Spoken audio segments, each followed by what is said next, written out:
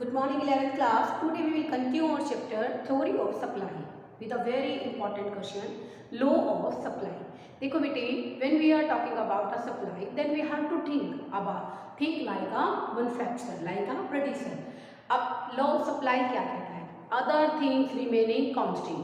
अब आपके माइंड में आता है कि other things क्या हैं? Other things बेटे जैसे goal of the firm है, ठीक है, उसके साथ टेक्नोलॉजी है प्रोडक्शन करने की, उसके साथ बेटा गवर्नमेंट पॉलिसी है, बिजनेस एक्सपेक्टेशंस हैं, नंबर ऑफ फर्म्स हैं, दीज रिमेन कांस्टेंट। ये सब क्या रहे? कांस्टेंट रहे। There is a positive relationship between price and quantity supplied. जब भी हम लोग प्राइस के रेफरेंस में क्वांटिटी के बारे में डिस्कशन करेंगे तो हम लोग वहाँ पर क्वांटिटी सप्लाइड यूज करेंगे बच्चों, ठीक है। देखिए इसमें यहाँ पर एक state that other things remaining constant, बाकी सब बातें क्या रही? कांस्टेंट रही। There is a positive relationship between price and quantity supply. Quantity supplied increases with increase in price. Basically हमारी जो क्वांटिटी सप्लाइड है वो इंक्रीज हो जाएगी जब हमारे प्राइस क्या हो जाएंगे? बढ़ जाएंगे। And vice versa, it means आप वाइस वर्सा वर्ड यूज नहीं करेंगे, आप स्टेटमेंट ही लिखोगे, quantity supply decrease with decrease in price. अब आप यहाँ पर एक टेबुलर प्रेजेंटेशन भी बनाएंगे which shows a positive relationship between price and quantity supplied. 10 rupees prices हैं तो 100 की कर रहे हैं, 20 हो गए तो बेसिकली हम लोग कितने कर रहे हैं? 300 की कर रहे हैं, 30 कर दिया तो हम लोग कितने कर रहे हैं? 500 की। अब देखो बेटे, price is a independent factor, quantity supply, आप लोग क्वांटिटी भी लिख सकते हैं बच्चों, आउटपुट भी लिख सकते हैं और यहाँ पर सप्लाई भी लिख सकते हैं, ओके। अब बेटे basically 10, 20, 30, these all are the prices, 100, 200, 300, 400, last one is 500। अब देखिए बच्चों, जब प्राइस कितना है बेटा? 100 है, प्राइस कितना है? 10, तो क्वांटिटी सप्लाई कितनी है? 100 यूनिट। जब प्राइस बढ़कर 10 से 20 हो जाता है तो क्वांटिटी सप्लाई कितनी होगी बच्चों? 300। जब प्राइस और बढ़ जाता है, 20 से बढ़कर 30 हो जाता है तो क्वांटिटी सप्लाई बढ़कर बेटा कितनी हो गई है? 500। ये क्या चीजें शो करती हैं? That shows a positive relationship between price and quantity supplied. Price में और क्वांटिटी सप्लाइड के अंदर कैसा रिलेशनशिप है बच्चों? पॉजिटिव रिलेशनशिप है। अब देखिए इसको, अब प्राइस बढ़कर कितने हो गए हैं? 20, तो हमारी क्वांटिटी सप्लाइड कितनी हो गई है? 300। प्राइस अगर बढ़कर कितने हो गए हैं? 30, तो यहाँ पर हमारी क्वांटिटी सप्लाइड बढ़कर हो गई है बच्चों 500। That is our supply curve which shows a positive relationship between price and quantity supply. अब हम बात करते हैं बच्चों इस वर्ड के बारे में, other things remain constant. These all are the assumptions of law of supply, जिन पर हमारा लॉ ऑफ सप्लाई क्या है? टिका हुआ है। तो बेटा ये सब क्या है? assumptions।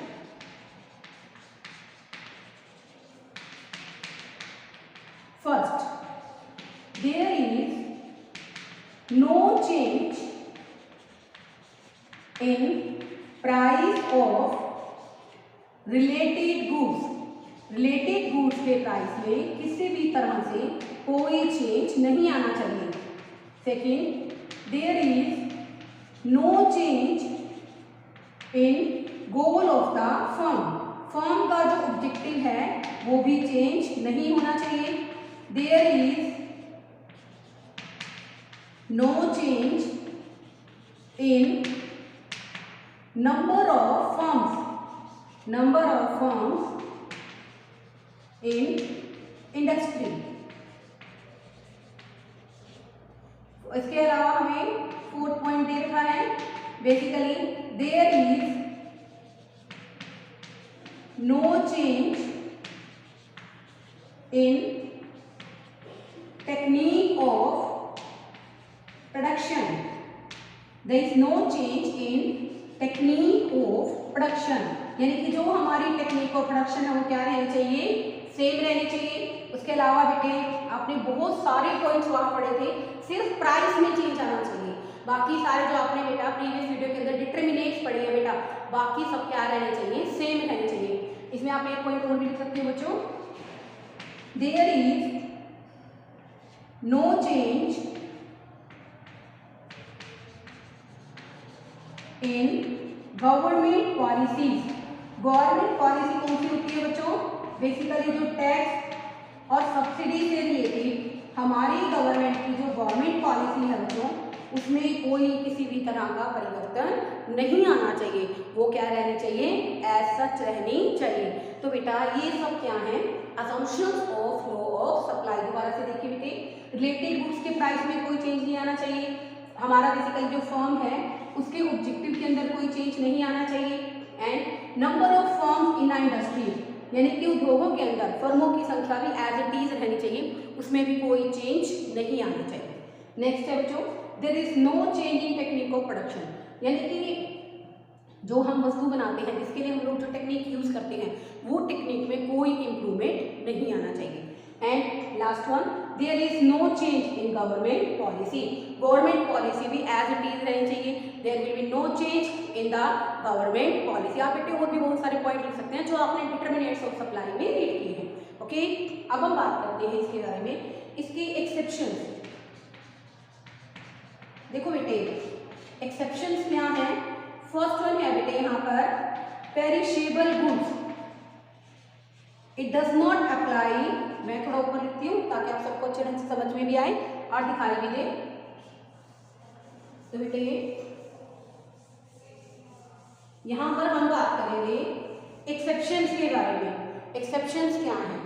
First, exceptions of the law of supply की क्या क्या एक्सेप्शंस है, कहाँ कहाँ लॉ ऑफ सप्लाई इंप्लीमेंट नहीं होगा। ठीक है बच्चों, फर्स्ट है बच्चों यहाँ पर बेसिकली एग्रीकल्चरल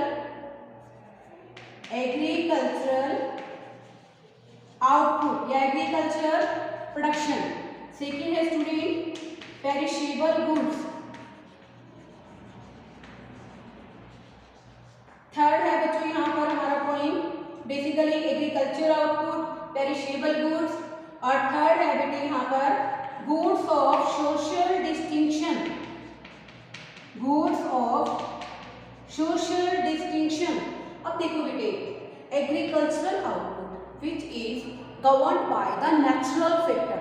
देखो बेटे, कृषि उत्पादों का जो प्रोडक्शन है वो बेसिकली किस पर डिपेंड करता है?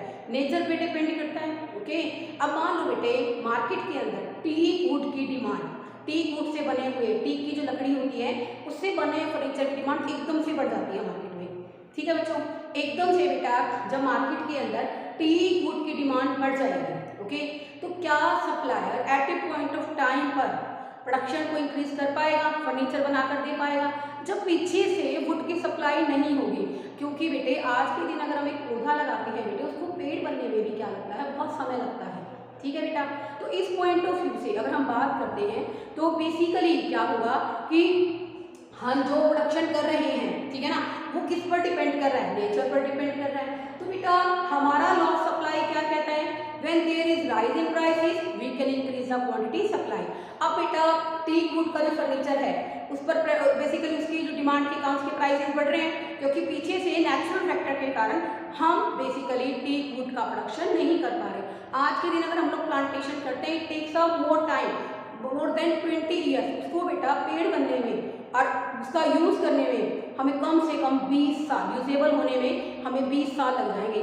तो कहने का मतलब क्या है कि प्राइस इंक्रीज हो रहे हैं। इट मीन्स का रिजल्ट क्या है कि प्राइस तो क्या हो रही है increase, but we can't increase the supply. Supply यहाँ पर क्या है बच्चों? कम है, because agricultural output is dependent on natural factor. Second है बच्चों यहाँ पर हमारा पेरिशेबल गुड्स। पेरिशेबल गुड्स क्या होते हैं? मिल्क है, वेजिटेबल है, एग है, which have a shorter span of life, जिनका जीवन काल बहुत ही शॉर्ट होता है, बहुत ही छोटा होता है, उसको हम लोग क्या कहते हैं बच्चों? Perishable goods. अब देखो बेटे, आप सुबह वेजिटेबल मार्केट से अगर वेजिटेबल लेकर आते हो तो बेटा उनके प्राइसेस ज़्यादा होते हैं, लेकिन अगर वही सेम वेजिटेबल्स आप इवनिंग में खरीदते हो तो उनके प्राइसेस लगभग आधे हो जाते हैं। क्यों हो जाते हैं बेटा ऐसा? क्योंकि बेटे जो सब्जियां हैं उनका लाइफ टाइम क्या होता है? बेसिकली लिमिटेड होता है। एक पॉइंट ऑफ टाइम के बाद हम उन्हें स्टोर करके नहीं रखते, क्योंकि वो क्या हो जाएंगी, खराब हो जाएंगी। पेरिशेबल का मतलब होता है बच्चों नाशवान वस्तुएं। तो नाशवान वस्तुओं पर भी क्या है, लॉ ऑफ सप्लाई एप्लीकेबल नहीं होगा, क्योंकि बेटा जब इवनिंग में प्राइस कम है तो प्रोड्यूसर क्या सोचेगा कि भाई जितनी सब्जियां बची हुई उनको चाहे कम कीमत पे बेच लो, ताकि वो बेसिकली खराब होने से बच जाएंगे, क्योंकि खराब होने के बाद तो यूजेबल नहीं रहेंगे। तो इस पॉइंट ऑफ व्यू से बेटे प्रोड्यूसर क्या करेगा, प्राइस कम है फिर भी सप्लाई क्या करेगा, ज्यादा करेगा। That's why law of supply is not applicable on a perishable goods. Third point की हम लोग बात करते हैं social distinction goods. Social distinction goods क्या होती है बेटे, बेसिकली जिनके प्राइसेस बहुत ज्यादा होते हैं, नोबडी कैन अफोर्ड इट, हर एक व्यक्ति इसको अफोर्ड नहीं कर सकता। तो बेटे बेसिकली इनकी जो प्रोडक्शन होती है ना बेटे वो काफ़ी लिमिटेड होती है, क्योंकि अरिस्टोक्रेटिक फैमिली या very rich people can afford such type of goods. तो बेटा बेसिकली इन वस्तुओं का जो प्रोडक्शन है वो काफ़ी लिमिटेड होता है। तो बेटा बेसिकली जब इनकी डिमांड एकदम से बढ़ती है तो इनके प्राइस बढ़ जाते हैं, बट हम लोग सप्लाई को नहीं बढ़ा सकते। क्यों नहीं बढ़ा सकते, क्योंकि बेटे ये वस्तुएं बहुत महंगी होती हैं, इनका प्रोडक्शन बढ़ाना, और बेसिकली प्रोडक्शन बढ़ाना वैसे ही बहुत मुश्किल है। अगर आप प्रोडक्शन बढ़ाओगे और मार्केट में एकदम से उस गुड्स की डिमांड कम हो गई तो आपको क्या हो जाएगा, लॉस हो जाएगा। तो इसलिए बेटे सोशल डिस्टिंक्शन गुड्स की जब प्राइस एकदम से बढ़ते हैं, ठीक है ना, प्राइस अगर डिमांड एकदम से बढ़ती है तो भी बेटा प्रोड्यूसर चाहते हुए भी क्या है, सप्लाई को नहीं बढ़ा पाता, क्योंकि उनकी सप्लाई क्या होती है, काफ़ी लिमिटेड होती है। तो बेटे ये था हमारा लॉ ऑफ सप्लाई का टॉपिक। इसी वीडियो के अंदर स्टूडेंट अब हम लोग करेंगे change in quantity supply and change in supply.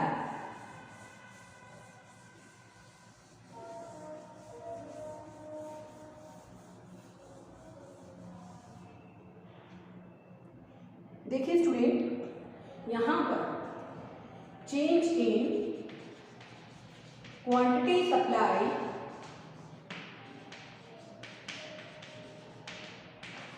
और एक होता है स्टूडेंट चेंज इन सप्लाई। बेटे बहुत ही इंपॉर्टेंट टॉपिक है और कोशिश कीजिए कि आपको जो बेसिक्स हैं इसके बहुत अच्छे तरीके से क्लियर हो जाए, बहुत अच्छे तरीके से आपको ये सब समझ आए, ठीक है बच्चों।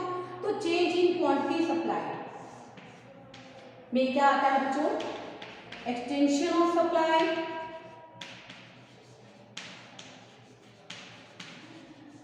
और यहां आता है student contraction of supply.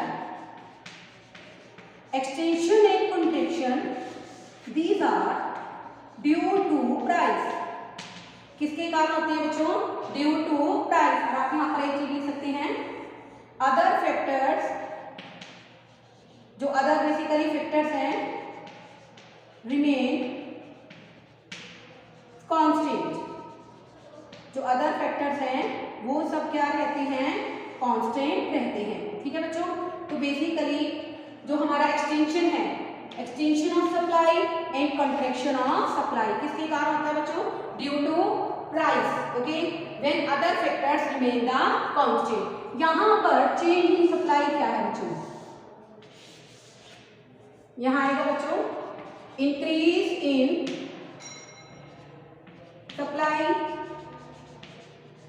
Second आएगा यहां पर डिक्रीज इन सप्लाई। इसका रीजन क्या होता है, due to other factor price remains constant. Price यहां पर क्या रहते हैं बच्चों, कांस्टेंट रहते हैं। तो बेटा बेसिकली अगर हम लोग बात करते हैं यहाँ पर, तो जो हमारा इंक्रीज इन सप्लाई है, डिक्रीज इन सप्लाई है, इस केस के अंदर बेटे प्राइस तो क्या रहते हैं, सेम रहते हैं बेटे। तो बेटा बेसिकली यहाँ पर अगर हम बात करते हैं कि हमारा जो कॉन्सेप्ट है, ठीक है ना, जो हमारा कॉन्सेप्ट है उसके अंदर बेटा बेसिकली क्या होता है कि जो हमारी क्वांटिटी सप्लाई इंक्रीज हो रही है, तो क्वांटिटी सप्लाई क्या हो रही है बेटा, एक्सटेंड हो रही है, कॉन्ट्रैक्ट हो रही है, किसके कारण हो रही है बेटा, यहाँ पर अदर फैक्टर तो क्या है बच्चों, कांस्टेंट, सिर्फ किसके कारण होती है, प्राइस के कारण। अब बेटा इसी के अंदर एक पॉइंट आता है, मूवमेंट किसको कहते हैं, movement along supply curve, movement along supply curve, इसका मीनिंग क्या होता है? तो देखो बेटे, movement along supply curve means extension and contraction of supply is known as movement. देखो बेटे, मूवमेंट क्या होता है? ये आपका सप्लाई कर्व है, ऊपर नीचे हो रहा है, this is known as movement. इसको क्या कहते हैं हम लोग? Movement. Movement along supply curve means extension and contraction of supply. अब हम बात करते हैं यहीं पर shift in supply. Shift in supply क्या होता है बच्चों? Basically increase and decrease in supply is known as shift in supply. इसका मतलब क्या है बच्चों? हमारा जो सप्लाई कर्व है वो राइट हैंड साइड शिफ्ट हो जाता है या फिर वो लेफ्ट हैंड साइड क्या हो जाएगा? शिफ्ट। तो बेटे हम उसको क्या कहते हैं यहाँ पर? Shift in supply. अब हम पूरी तरह से डिस्कस करेंगे कि एक्सटेंशन क्या है और कंट्रैक्शन क्या है।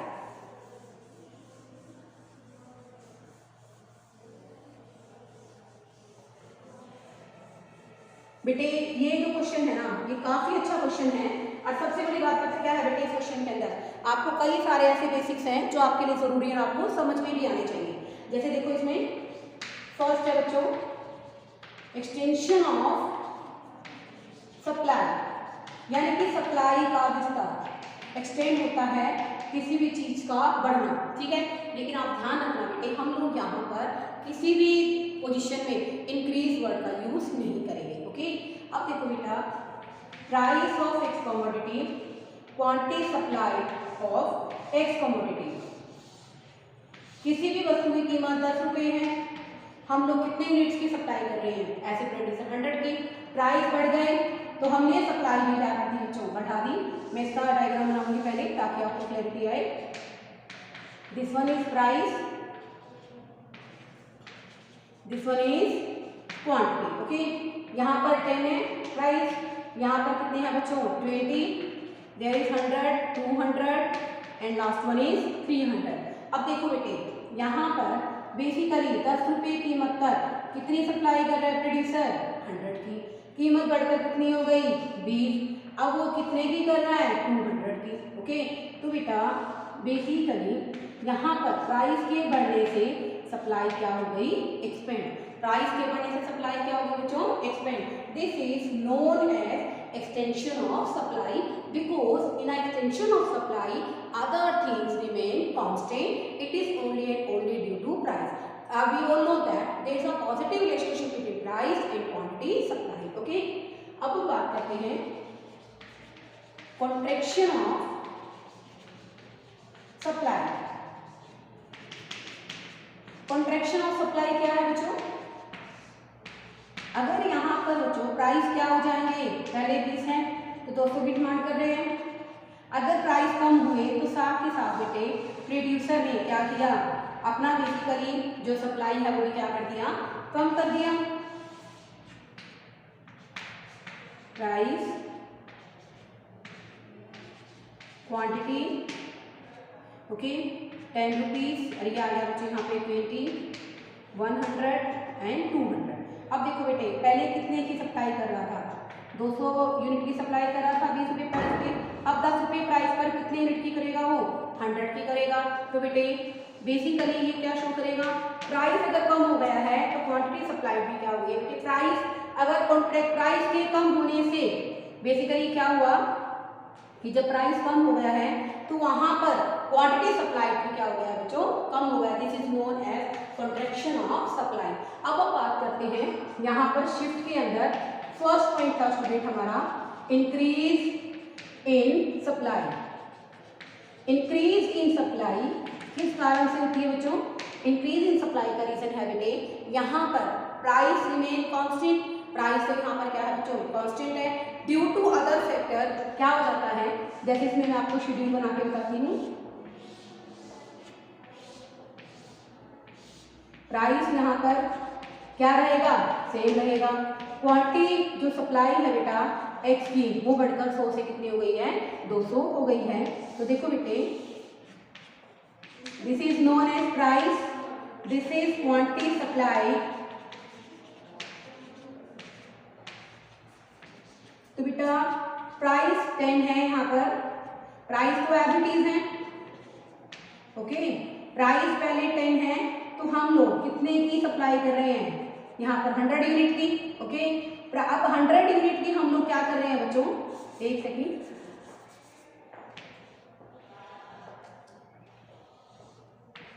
ठीक है बेटा। प्राइस अभी भी 10 है, अब हम लोग कितने की सप्लाई कर रहे हैं, 200 की। तो बेटा ये क्या है, शिफ्ट इन सप्लाई का ही पार्ट है बच्चों। तो यहाँ पर बेटा, यहाँ तो देखो मूवमेंट में तो सिर्फ मूवमेंट हो रही है, ऊपर नीचे हुआ है, but in a shift it's another supply कर विच शिफ्ट, जिसको बेटे हम लोग क्या बोल सकते हैं, राइटवर्ड शिफ्ट, और हम इसको बोल सकते हैं बच्चों साथ साथ फॉरवर्ड शिफ्ट।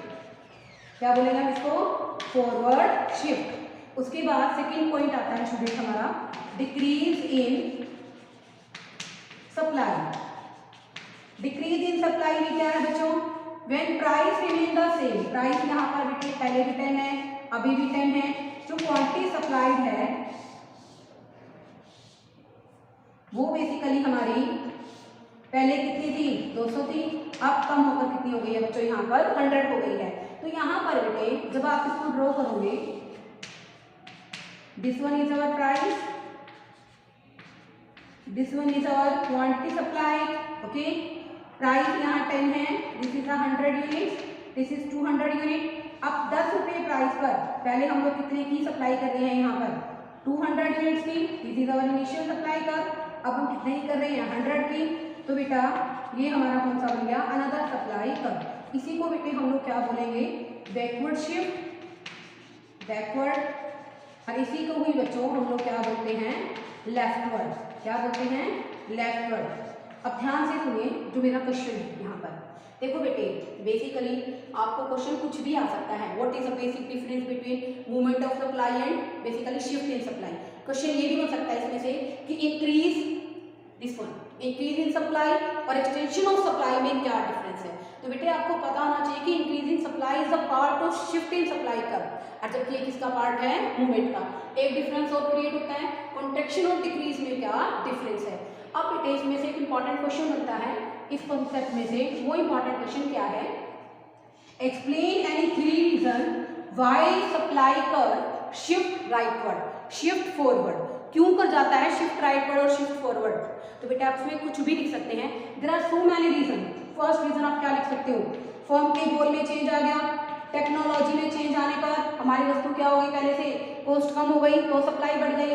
अच्छा, और आप इसमें क्या लिख सकते हो बेटे, नंबर ऑफ फर्म्स पहले से इंक्रीज हो गई है, गवर्नमेंट पॉलिसी में गवर्नमेंट ने हमें सब्सिडीज दे दी हैं। तो बेटे इसके कारण हम लोग एग्जिस्टिंग प्राइस पर सप्लाई क्या करेंगे, बढ़ा देंगे, ओके। एक लास्ट पॉइंट हो रहा है बच्चों यहाँ पर, बैकवर्ड और लेफ्टवर्ड शिफ्ट। बैकवर्ड क्या होता है कि हमारा जो सप्लाई कर वो बैकवर्ड शिफ्ट कर रहा है, ओके। तो इसी को ही बेटे हम लोग क्या कहते हैं, decrease in supply. Number of firms कम हो गए हैं, गवर्नमेंट की पॉलिसी चेंज हो गई, there are so many reasons, that's why the supply curve decreases. बेटे बहुत इंपॉर्टेंट क्वेश्चंस मैंने तो डिस्कस किए हैं, आई होप आपको समझ में आए, ओके। Thank you students.